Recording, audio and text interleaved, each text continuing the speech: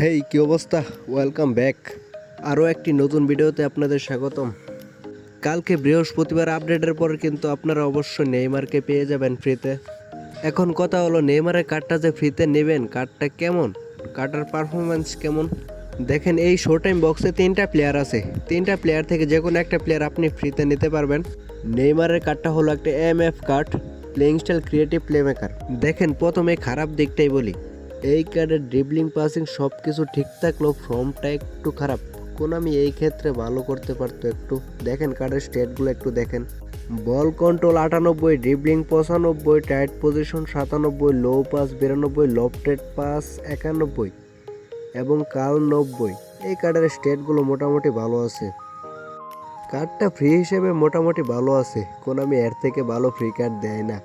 আর সবচেয়ে মজার বিষয় কি জানেন, এই কার্ডের স্পেশাল স্কিল হলো ব্লিচ কালার। এখন দেখা যাক কার্ডটা পাওয়ার পরে কতটুকু ব্লিচ কালার মারা যায়। সবশেষে বলি, যেহেতু কোনামি ফ্রিতে কার্ডটা দিতেছে না, নেইমারের ক্ষেত্রে আমাদের একটা আলাদা ইমোশন আছে, তাই সবাই নেইমারকেই নিতে পারেন। কার্ডটা অতটাও খারাপ হবে না।